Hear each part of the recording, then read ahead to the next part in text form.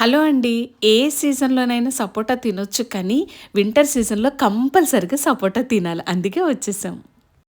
నువ్వు ఇక్కడ కానీ ఇది కోసినమ్మటే పాలొచ్చి మొన్న ఒకటి ఏదో కరెక్ట్‌గా స్పాట్ ఇక్కడ పడింది.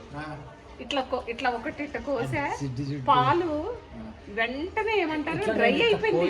కొయ్యంగానే అది ఇట్లా పడి డ్రై పోటల్లా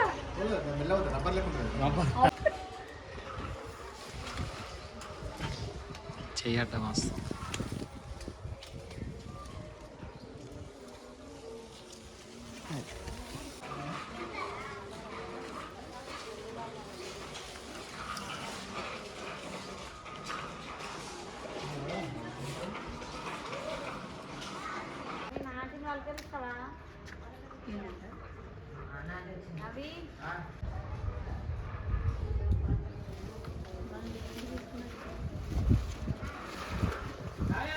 కనిపిస్తుందా?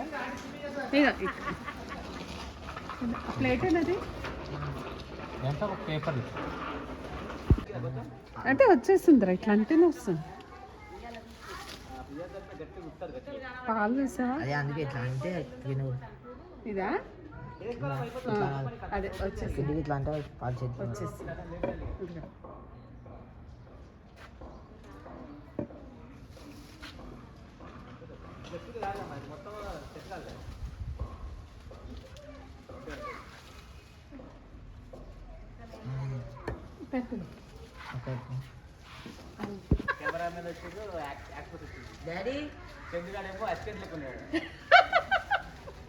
నీదేంటి ప్రొడక్షన్ డిపార్ట్మెంట్?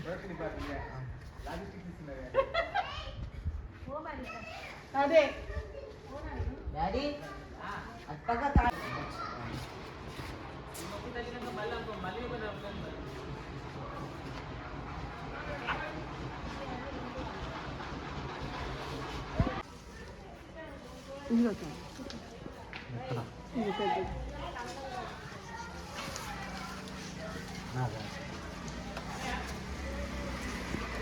అది అది అది దాని కింద అదే అదే అంతే. ఏంటి మొత్తం పాలు అది అది వస్తుందా? ఆ పెద్దది మెల్లిగా వదిలేసాయి. అది ఆ పెద్దది అదే కనిపిస్తుందా? ఇదా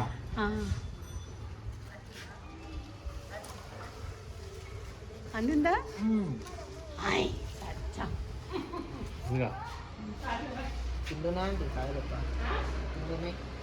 అంటింది.